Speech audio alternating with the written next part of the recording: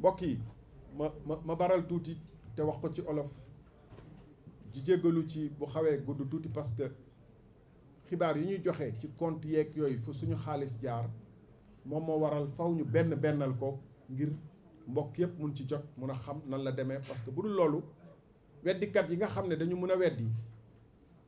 te ne yëg nañu lépp dinañu wax ni que mbir mi des na leer walla li ñu wax du dëgg mais fàttali nag que coowul Azer bi sénégalais yëpp xam nañu ëpp na at ak lu teg muy ñu koy coow di ci gërëm di ci sant benn journaliste di mag ci ñu bëri ci ñun te ku yàgg nekk ci ay combat yu mel ni Adama Gaye maa ngi koy nuyu mu ngi bitim réew ñu fexe ba mu génn réew mi ndax dafa am lu mu ci àddu woon mu bokkoon ci ñu njëkk a àddu ci dossier bi ñeneen ak ñeneen daj nañ ci lu ne ku mel ni Pape Mao Diouf maa ngi koy nuyu di ko sargal fi mu nag ba ci Bachir Fafana bi ci bind ab téere boo xam ne démb la ko doon jébbal askan wi pour ñi ko soxla mun ci xam te jàpp naa ne téere bi lu mu ci wax dafa yaatu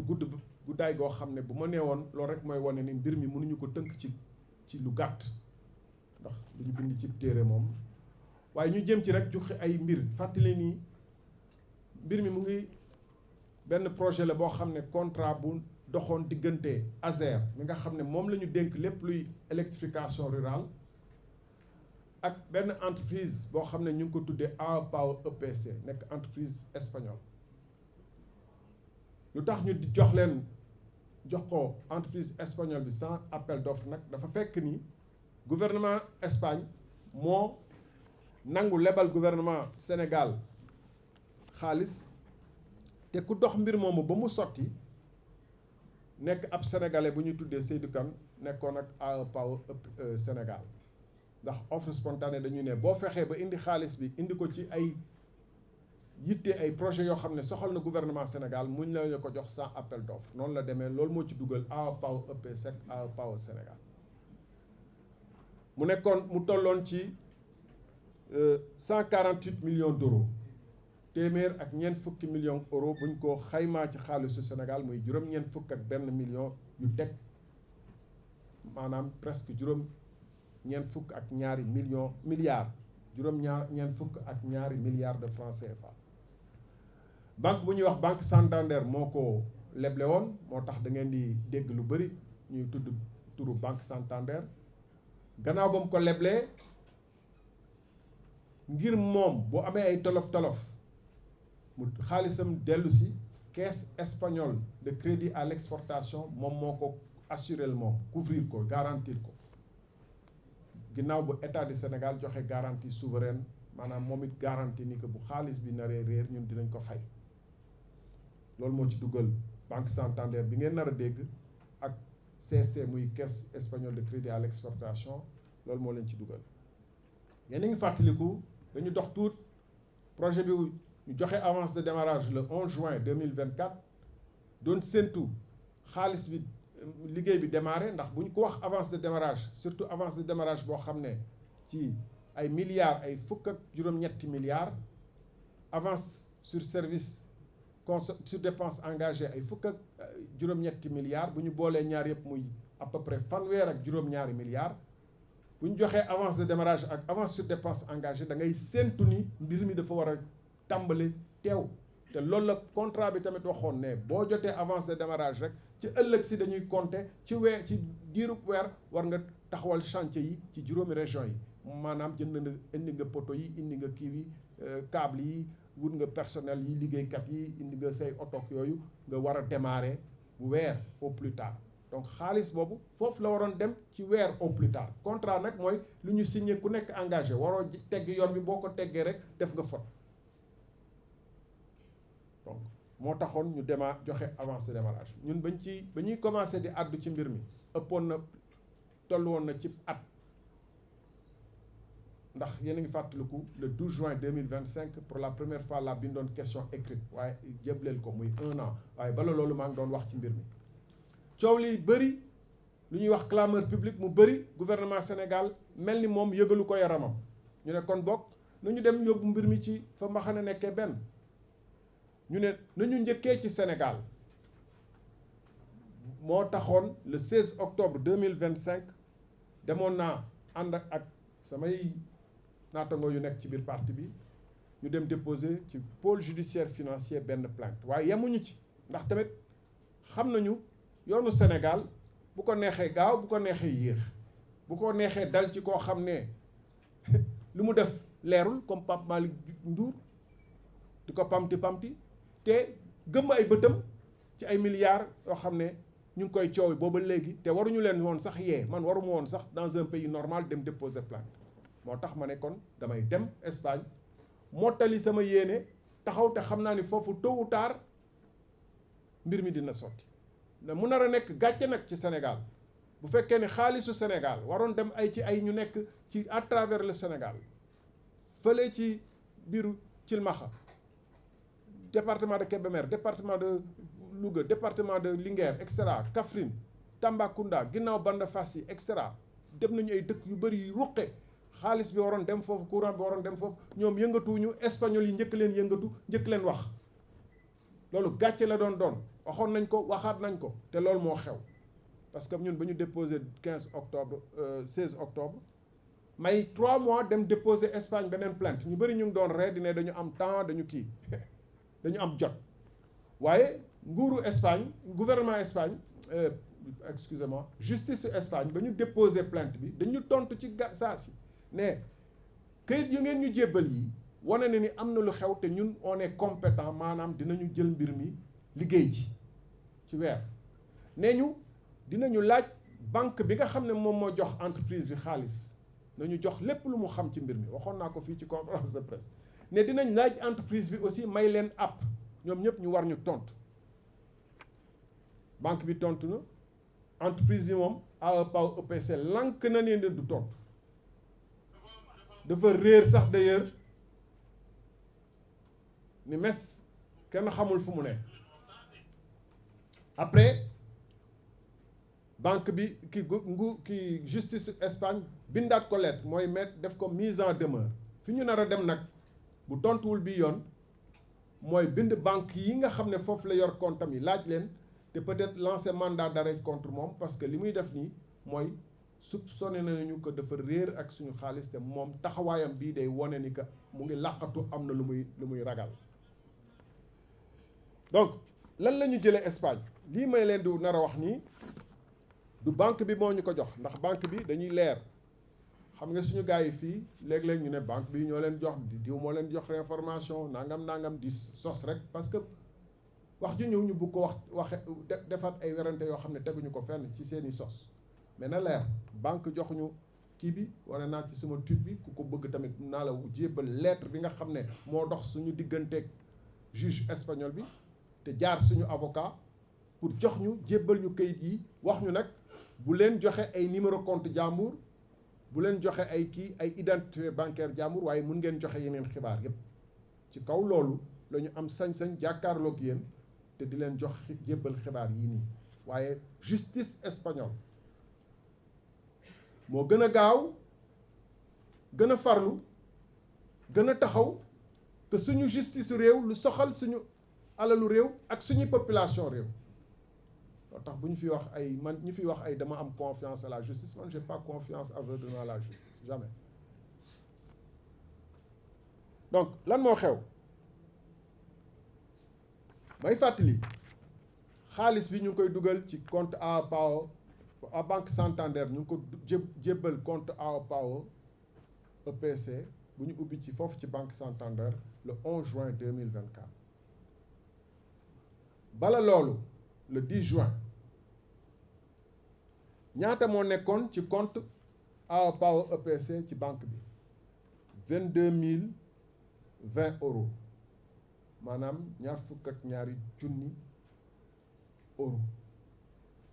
buñ ko xaymaa ci franc CFA léegi damay wax rek ci CFA ngeen jéggal ma mais am naa chiffres yi ci euro yépp buñ ko xaymaa ci franc CFA ci compte AEPAO EPC 14 400 000 francs CFA moo ci nekkoon maanaam presque Pikini ci entreprise bu ñu toll ñu nar ko jox ay milliards mu ngi woon ci 14 millions donc lépp lu mu fi dépensé ci suñu xaalis la waaw ci le 11 juin ñu jox ko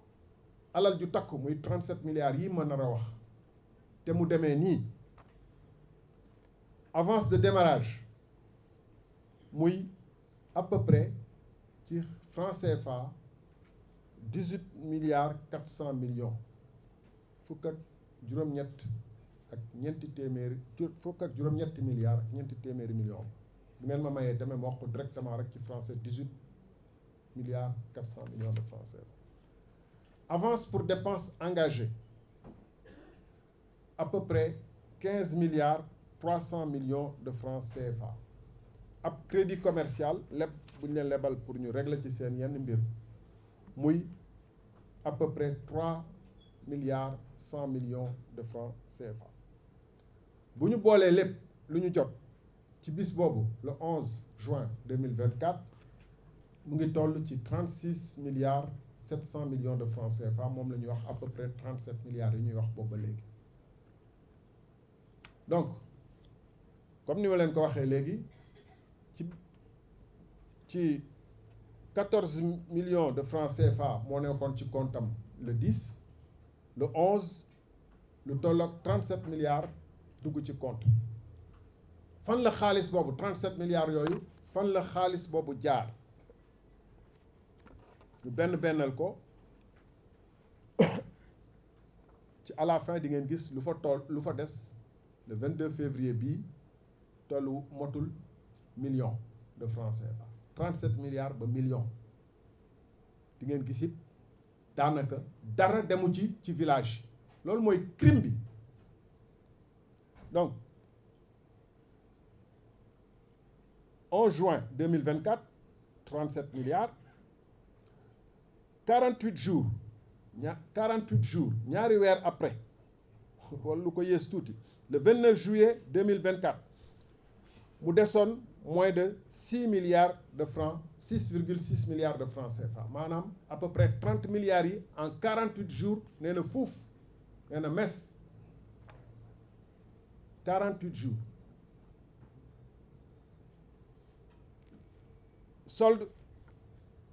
solde au 27 février 2026 weer yi ñu weesu près de 2 ans après 1346 euros muy environ 883 000 francs CFA maanaam ci diggante 11 juin 2024 ba 26 février bi compte bi jóge na ci 37 milliards mu ngi ci 883 000 francs CFA xaalis bi nee na mes ci loo di diir googu amul fenn fu chantier boo xam ne xaalis bi moo ko financé tàmbale fii ci Sénégal amul parce que dinañu retracer xaalis bi gis ni amul fenn bu ci dem ci affaire xanaa bu dem ci benn entreprise bu ñuy wax Dakar Energy Project te loolu à peu près 690 millions la loolu rek moo ci dem ci lu nuroog fii ci Sénégal ci luy liggéey ak électricité muy lu dem ci Dakar Energy Project SUARL à peu près 690 millions de francs CFA fan la xaalis bi dem document yi nga xam ne dañ ko jël yor nañu ay centaines de mouvements ay virements yu dul jeex ay centaines gis naa ko man nii suñu ay spécialistes finance liggéey ci xool ndax amul ay doublons ndax du extra ndax lépp c'est authentique utiliser ay jumtuwaay ñoom ñu nekk ci Europe pour xam bu ci nekk ndax effectivement nekk na ak fan la jaar ñu ne ñu ba ñu defee liggéey boobu yëpp dafa am benn pàcc bi benn xaaj bi dafa dem ci ay comptes yu nekk foofu Espagne ci ñaari banque yu wuute ci yoo xam ne nag 139 virements téeméer ak fanweer ak juróom-ñeent virements yu wuute buñ ko boolee lépp mu ngi toll ci 9 milliards de francs CFA maanaam ci ay comptes yu nekk Espagne ci ñaari banque yu wuute 9 milliards dem na ci ay virements yu bëri yu tegaloo ci 48 jours yooyu nga xam ne bu ñu leen boolee ñoom ñëpp 139 virements mooy li ma la wax ne jot nañu fichier yoo xam ne am na écriture yu bëri ci fii ci Sénégal mu am ñetti kuréel yu wuute entreprise yu wuute bu ñu sañee wax la entreprise yu wuute benn bi ci njëkk mooy Sonac moom jot na 5,1 milliards de francs CFA au total. AE Power SUARL dafi créé woon beneen entreprise AE Power SUARL 1,2 milliard de francs CFA et Dakar Energy Project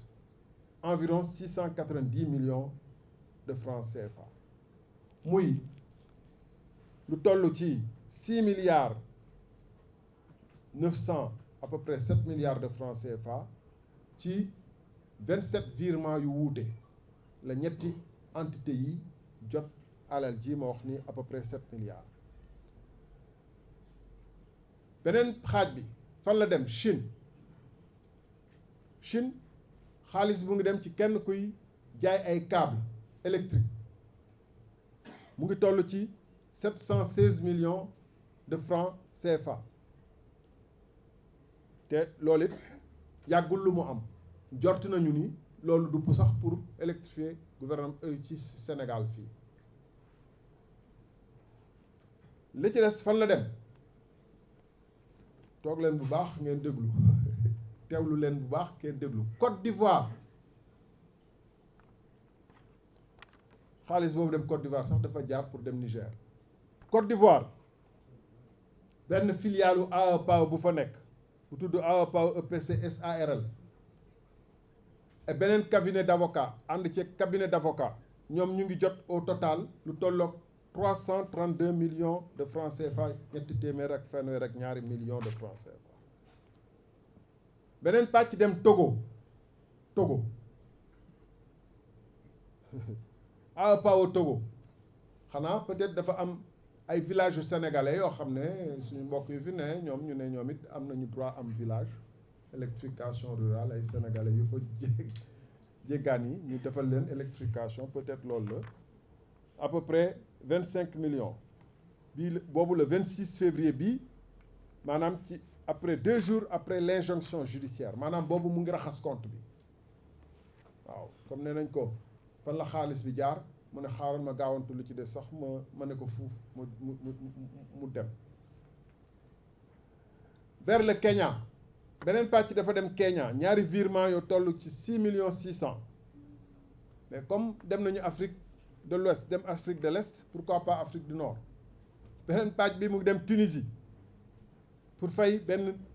nit bi fa xam ne daf ko fay liggéeyloo daf ko ameel salaire foofu fay ko 4 millions 700 mille Égypte compte bi nga xam ne dañ ko ubbi foofu ci benn banque panafricaine 9 millions 800 francs CFA am na tamit beneen pàcc boo xam ne daf ko fayee ab bor bu mu amoon foofee ci Espagne ci benn banque espagnole bi nga xam ne Caixa Bank lañ koy tudd Caixa Bank bon c'est difficile à prononcer en espagnol Caixa Bank oui Caixa Bank à peu près 2,100 milliards de francs CFA yii ci 48 jours bi mooy xaalis bi commencé na dem fu ne ba mu des Sénégal lu ñëw Sénégal dinaa ci dellu soit maanaam lu dem Sonac ci lii ma leen limal yépp ñu war ci yokk lu tolloog 12,7 milliards maanaam presque fukk ak ñetti milliards francs CFA nga xam ne dafa dem ci ay virements yu ñuy wax virement SWIFT ci diggante ay compte ak compte yi à l'international mu jaar ci ay compte yoo xam ne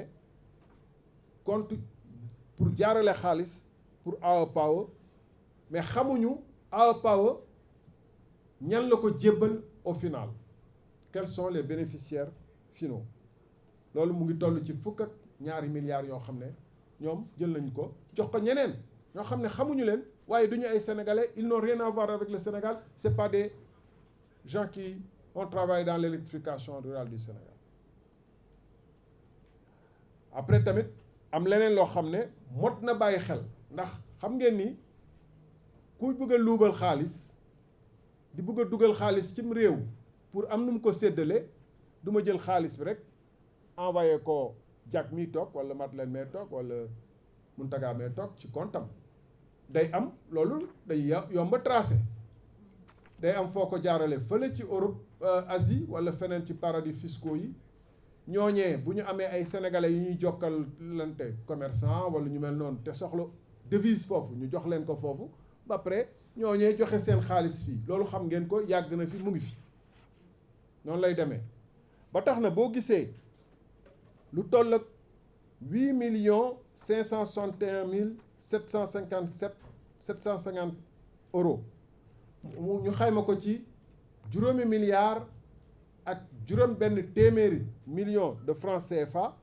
boo xam ne dañu ko wecc ci ay devises jële ko foofu ci euro wecc ko yeneen devise yeneen réew sans que ñu xam ñan lañ ko jagleel kan moo ko mujj jot kan moo ko mujj encaissé xamuñu ko bu boobaa xel day tey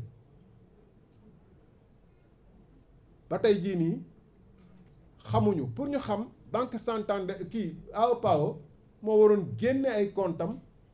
jébbal justice espagnole bi l'essentiel des virements yu mu def ñu xam ne kat xaalis bi fii la jaar fii la ko jëmale waaye loolu moo tax mu bañ lànk ne du joxe justice espagnole bi defal ko mise en demeure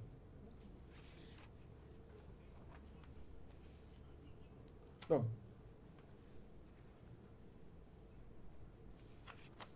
ci tënk gis nañu ay wecc yu bëri yu ñu wecc ci ay devises étrangères yoo xam ne duggul Sénégal muy modalité yoo xam ne ci noonu la ñuy weexalee xaalis walla jàllale ko ci ay frontières yoo xam ne bëgguñu ñu gis trace am léegi nag justice su Sénégal moom moo war a jël question boobu gën ci kii lu ñu xam ba xam bu ñu tënkee lépp benn facture lañ ci gis mu jëm ci benn fournisseur câble chinois à peu près 16 millions d'euros 16 millions de francs CFA bëriwul yeneen factures yi muy Sonac ak Dakar Énergie ak AOPAO EPC SARL bi nekk fii ci Sénégal yooyu maa ngi ciy dellu si nii xaalis bu ñëw bi Sonac déggoon ngeen coow li fi amoon sama digganteeg ministère de l'économie et des finances waa ASER gars yi waxal gouvernement bi ak même une presse boo xam ne saa yu ne ñu ne leen gars yi nee nañ la dañu am dérogation nangam sangam ñu leen di nii mais Sonac lu ko dugal ci mbir mi mooy AOPAO dafa soxla garantie boo xam ne day ànd ak kayit yi mu war a jébbal pour projet bi ñu démarrer ko maanaam moom mooy wane ni que bala ma lay jox sama xaalis war nga ma jox ay caution yoo xam ne bu dee da nga réer ak sama xaalis mu ngi Espagne moom mun na nekk chinois mun na nekk lu ne bu réer ak sama xaalis mais il faut ma am ku ma koy dellool garantie bu mu bàyyi sama loxo ma mën a récupérer sama xaalis gis ngeen ni jox nañ ko 37 milliards mais bala loolu dafa joxe ay caution boobu nag bala muy valide day fekk moom mu lijjantil ko boppam munu ko lijjanteeg suñu xaalis munul xaar ba ñu jox ko suñu xaalis mu doog a fay caution bi nga xam ne ci xaalisu boppam la ko waroon joxe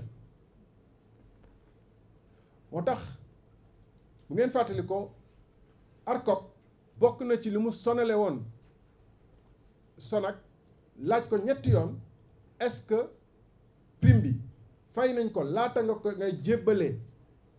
caution bi wala fayuñu ko Sonac te tontu bañ a tontu tey nag grâce à li ñu justice espagnole biy jox gis nañu que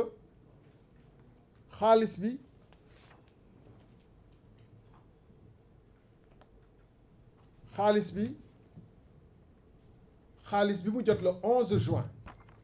moom AOPAO EPC ci la fay Sonac ci ñaari date yoo xam ne benn bi 14 juin la beneen bi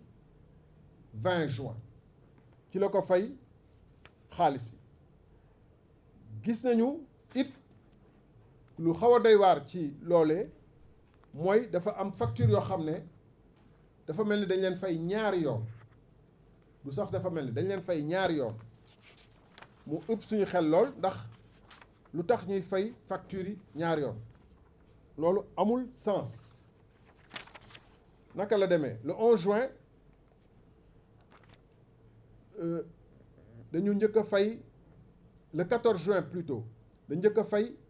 947 millions de francs CFA première série de paiement à la SONAC sur facture de garantie 947 millions. Le 20 juin 9 jours après le 11 juin 9 jours après donc la réception de l'argent deuxième série de paiement à la SONAC ci ay facture pro forma yoo xam ne même référence que facture yi ñu fayoon le 14 juin la bi yoon muy à peu près 4 milliards 100 millions de francs CFA bu ñu boolee li ñu fay SONAC yëpp mu toll ci 5 milliards 100 millions de francs CFA ci biir 6 virements donc fii lu ñu fi mën a taxaw wax mu leer naññ te amatul laam-laame te mu waroon fexe directeur national des assurances ministère des finances ñoo ñëpp tëb ba ci kaw taxaw temm tey mooy que xaalisu Sénégal la ñu utiliser bu waroon dem ci projet bi la ñu utiliser pour fay SONAC ndax gis nañu relevé compte banque AO Power le 10 juin la veille muy jot 37 milliards yi gis nañ que 10 millions 11 millions moo ci nekkoon à peu près 22 000 euros xam ngeen loolu dégg ngeen ko wax naa ko sànq donc ku yoroon 10 millions le 10 juin nga jot 37 milliards doo ko fay ay facture yoo xam ne ci ay garantie yoo xam ne ci sa xaalis nga ko waroon fay laata ngay jot avance de démarrage bi léegi preuve am na firnde am nga ni ci suñu xaalis lañ ko fayee te loolu mooy détournement bu njëkk boo xam ne kenn mënu ko weddi détournement bu leer la que AO Power détourné na suñu xaalis gars yi boobu ba léegi ñu ngi koy layal di ko bàyyi muy dem ak dikk di dal ci ay sénégalais fekk détourné suñu xaalis ngandam détourné xaalisu Sénégal mu ngi fii di dem yoonam kenn waxul ak moom dara te xam ngeen gars yoo xam ne boo deful sax comme Pape Mao Diouf ñu dem jëli la takkal la ay bracelet duggal la xoxatal la tiiñal la defal lu ne jëli ay dossiers yu fi ne woon ajak-jak boo waxee ñu ne way du suñu ay te mbir mi am le 14 juin te ni ma fexe ba jot documents yi ñoom bu leen soxaloon ni ma fexe ba dem banque di dem ay Espagne di dem feneen ñu jot documents yi jot information yi bu leen ñoroon ñu xam ko lu tax ñoru leen lu tax faalewuñ ko lu tax bëgguñu xam lu tax ñuy gëmmatu te lu ni dossier bi du seen dossier faalewuñ ko te di dem di jëlee ay dossiers yu dul seen dossier xanaa Prodac moo gën a ñàkk nekk seen dossier bu dee ay dossier wu état du Sénégal du seen dossier puisque boobu ay 2018 la dañu am lu ñuy ragal ci dossier bi dañu am lu ñu ñàkk a def la sa wareef boo ko waree def nga war a enquête defoo sa def la naa ci ñëwaat donc lii moom amul werante ni que lii moom ab luubal la présomption de luubal la tant que juge attewul dañuy wax présomption mais lii moom détournement la factuel sinon 5 milliards qu'ils ont pris que AO EPC a pris il a utilisé à un usage qui n'était pas l'usage normal et qu'il ne devait pas faire avec cet argent déggoon naa temps yooyu nag ñu bëri di wax way non defal ndànk dafa am dérogation droit wu garantie droit wu assurance dafa complexe ciment Sénégal dafa bëri ñoo xam ne bu ñuy luubal suñu alal dañuy taxaw tawi seen làmmiñ di wax rek alors que ñi nekk ci kaw gi ñu ngi foofu di souffrir yéen ngeen toog fii yor seeni téléphone à 1 million di kii di nekk di wax rek mu ngi nii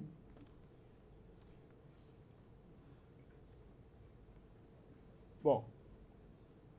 ensuite nee nañ leen lu ci gën a garaaw mooy dafa mel ni ñaari factures yi dañ leen fay ñaari yoon loolu justice war na ko xool war na ko leeral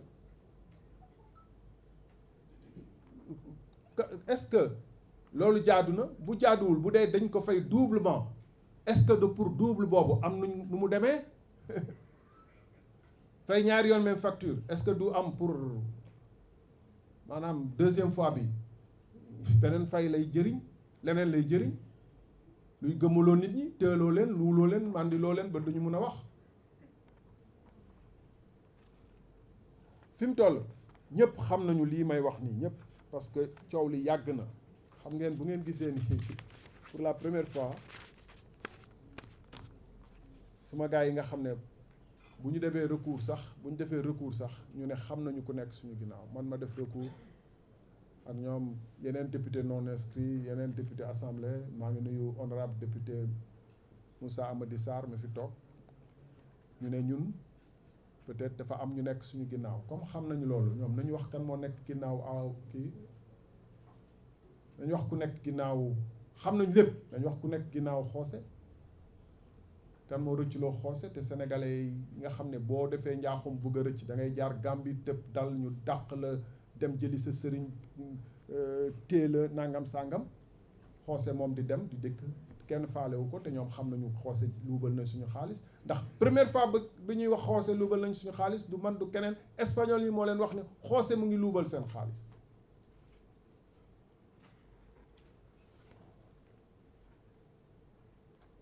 Banque Santander dafa wax le 5 septembre 2024 attention bind bataaxal jableel ko ministre de l'économie ne ko attention waa ji boo ngeen moytul mu ngi luubal seen xaalis parce que yii mouvement yii la gis yuy dem Togo luy dem Kenya xaalis buy dem Côte d'Ivoire xaalis buy dem Égypte xaalis buy dem Espagne ci feneen xaalis bu ñuy bëgg a wecc bi devise di dem mu leen attention wax la attention sàcc waa ji mu ngi laaj sa poche comme ni ma ko fi waxee tout le temps waa ji ne lu ci sa yoon waa gouvernement état Sénégal nii gars yi waa ji lu ci sa yoon ñu répété waat le 30 septembre bind ARCOP ne leen waa ji mu ngi yor xaalis bi mu jot mu ngi koy dugal feneen mbir mi dem ba cour suprême bind ci benn décision du 21 novembre benn considérant ne ci waa am nañu njort yu ñaaw ni ki waa ji moom moytul mu ngi luubal xaalis bi mais yooyu yëpp premier ministre nee na dégg ko si dégg na ko parce que taxaw na Dakar Arena ni mais waa ji yow defoo dara amul scandale Azer ku fi wax scandale Azer da ngay wax zéro scandale Azer am benn député bu fi taxawoon nekk maire actuellement taxaw ne le pauvre dafay def liggéey bu am solo moo tax nit ñi di dal ci moom yi fi ne woon pratique yi fi ne woon lay xeex moo tax gars yi di dal ci koom donc ñoom xamoon nañu coow am na mais ñu bëgg a setal waa ji lu tax ñu koy setal mooy li ma wax sànq mooy mel ni police ñu gis benn waay ñu koy dàq di ko sàcc wup mu téye ko bloqué population bi ne ko rawal demal bu policier def noonu dañuy ne complice la pourquoi clameur populaire u Sénégal yëpp jóg ngeen di sang waa ji di ko ragg di ko layal di dem ci tuuru village yi di naan biir Sénégal di naan mu ngi liggéey dem ba jël ay ñu nuroog ay tubaab yóbbaale leen ci biir village yi di naan mu ngi liggéey fan la ñu tegoon loolu te ñu nekk gouvernement Sénégal am moyen bu ñu leen newee ni waa ji mu ngi luubal seen xaalis ñu bind banque comme ni ma def nii jaar ci justice su Sénégal bind banque justice su laaj banque yi fa nekk ñoom directement justice Sénégal mënoon na def réquisition laaj directement banque Santander banque AEPA EPC yi banque ñëpp convoqué AEPA EPC dinañ am information yi dès le 30 septembre 2024 ou dès décembre 2024 mënoon nañu am information yëpp fu xaalis bi jaar lu tax defuñu ko. Au contraire, l'actuel Premier ministre, secrétaire général du gouvernement, il a reçu le 26 septembre à Banco Santander CC. lan la leen doo wax est-ce que daf leen ne jox leen may information yu gën a wóor ci luubal bi fan naka la demee est-ce que daf leen wax nan lay fexe ba am këyit yu gën a leer fan la xaalis bi dugg déedéet daf leen ne naka ngeen di fexe ba suspension yi ngeen xam ne def ngeen ko parce que yéen seen xel ëpp na pourquoi ngeen ajji suspension yooyu di wéyal jox waa ji nga xam ne dafa luubal dañu suspendre mu ngi luubal suñu xaalis ngeen joxaat ko leneen loolu le gouvernement l'actuel premier ministre il était secrétaire général du gouvernement il a reçu le 26 décembre la Banque Santander et CSC c'est ce qu'il leur avait demandé qu'est-ce qu'a fait le gouvernement du Sénégal ils ont voulu envoyer des missions dañu bëggoon yóbbu ay missions Espagne le 8 janvier ou le 8 décembre je pense je me trompe sur la date 8 janvier 8 décembre pour 8 décembre 11 décembre pour que Banque Santander ak CSC nangu jox defaat yeneen décaissement mooy faale wuñu lii ñu leen wax ni que seen xaalis ñu ngi koy luubal ñu naan dolli leen waa ji doyul ba gaa yooyu bañee ñu bëgg leen invité Sénégal gis ngeen lettre bi nga xam ne l'actuel ministre je sais pas quoi Boubacar Camara moo ko bindoon en tant que secrétaire général du gouvernement mais secrétaire général du gouvernement donc premier ministre boobu moom moo toog conseil des ministres ni problème mu projet bi amul ay problèmes yu bëri yenn rëq-rëq rek la am mooy dafa am ay quelques difficultés à la douane le 11 mars la ko wax conseil des ministres mu ngi ci communiqué conseil des ministres loolu lan lañ ko tuddee naxe jëfandikoo conseil des ministres ak solennité bu mu am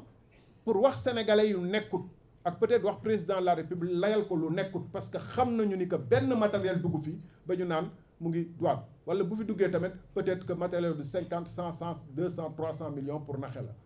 parce que gis nañu que lenn lañ fi commandé ci marchandise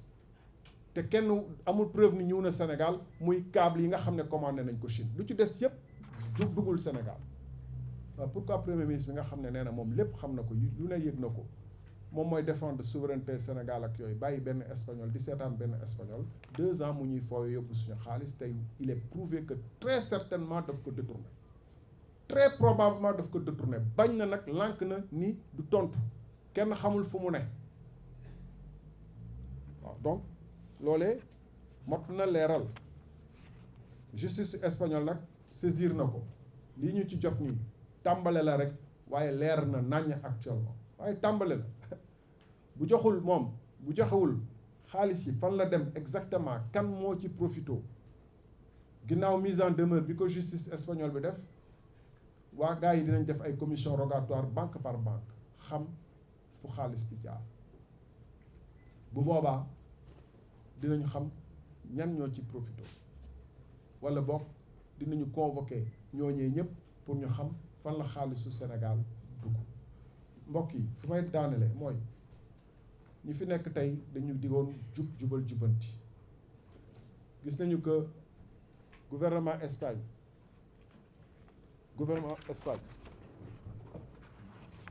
justice Espagne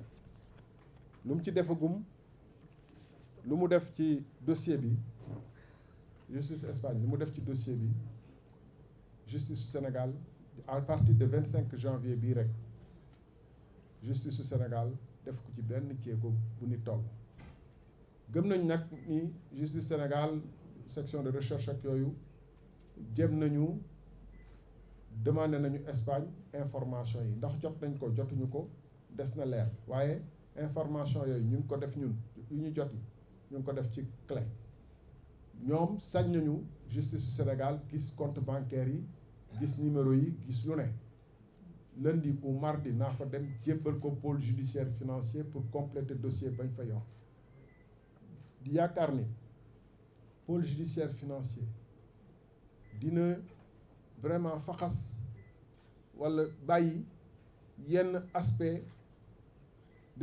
d'enfumage yu nga xam ne dafa am ci dossier bi ku mel ni agent judiciaire de l'État am na plainte yu mu def am na ay kii jàpp gëm nañu loolu pour enfumer dossier bi la rek parce que ñooñee ñoom ñoo dem en même temps Espagne ànd ak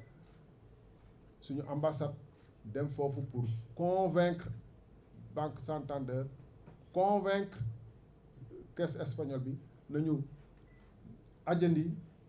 décaissement yi continuer décaissement yi en ridiculisant le Sénégal parce que ñooñu dinañ ne mais ñii mais ay nit lañu walla lan la du ñu détourner seen xaalis ba pare lieu ngeen lijjanti détourner xaalis bi nag ngeen koy génnee ci projet bi ngeen ne nañ ko yokkal donc on espère que justice Sénégal dina ci def mais je pense qu'on a été très on est très avancé actuellement loolu laa mën a wax ñuy nuyu nag bala ñuy jox kàddu gi peut-être avec votre permission Mignane Diouf bu société civile ñu na teew ku ñoom dañu def liggéey ci dossier bi di nuyu présence su honorable député Moussa Amady Sarr wax naa ko ak Cheikh Oumar Sy mi nga xam ne ancien député membre de la société civile buy def liggéey bu am solo Abdou Nguer ñun ñoo àndoon ci terrain bi Marcel moom ak Mignane ñoo ànd ak ñeneen personnalité yi fi nekk ñëw pour manifester leur attachement au dossier je pense que tey jii nii dossier bi mënutul ne mes mënutul làqatu mënutul fay et on conjure le président Diomaye. Mon dernier mot avant de donner la parole à Mignane, mon dernier mot, ce sera de conjurer le président Diomaye Faye. Il sait, il est plus informé que moi. Le gouvernement du Sénégal, l'État du Sénégal dispose de ressources beaucoup plus importantes que la République des valeurs et l'équipe que nous constituons pour mener des investigations nécessaires ici au Sénégal et partout ailleurs dans le monde où cela demandera pour donner foi à leur slogan de Djub Djubal Djubanti. Il ne peut pas dire que depuis 2 ans, il ignore ce qui se passe. Moi, je sais même qu'il est au courant de ce qui se passe. Je crains d'ailleurs que l'atterrissage forcé, le forçage du passage à l'Assemblée nationale par un week-end de Pentecôte, un dimanche, de l'actuel président par effraction de l'Assemblée nationale procède d'une volonté de se mettre à l'abri. Le président Diomaye le suspecte, nous tous nous le suspectons. Est-ce qu'il y a des liens entre ce forçage-là et ce dossier ou d'autres? L'avenir nous le dira. Mais comme je l'ai toujours clamé, il y a